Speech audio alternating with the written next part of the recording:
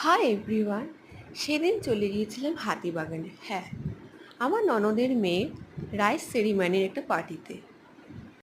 তারপর সেখানে গিয়ে অনেক লোকজনের ভিড় ছিল। তারপর স্টার্টারের ওখানে চলে গিয়েছিলাম।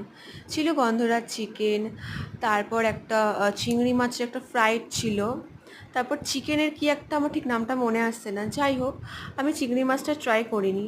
তারপর ওখানে মকটেলের স্টল ছিল। আমি ব্লু লেগন ট্রাই করেছিলাম। ব্লু লেগনটা বেশ ভালোই লাগে, বাকি আমি কিছু ট্রাই করিনি। তারপর ওখানে একটা কেক ছিল, দেখতেই পাচ্ছ কি সুন্দর নয় কেকটা। হ্যাঁ, বাচ্চা মেয়েটির ড্রেস, তার ডেকোরেশনে যত সমস্ত কেকের কালার দেখে ম্যাচ করে করা হয়েছিল, পার্পল কালার। তারপর গ্রুপ ফটো তোলা হয়েছিল।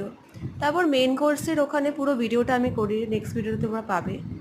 তারপর খাওয়া দাওয়ার জায়গাটা বুফে সিস্টেম ছিল, তা আমরা জায়গা পেয়েছিলাম বসে খাওয়ার জন্য। তারপর ট্রেনে করে বাড়ি ফিরছিলাম, তখন রাত 10টা।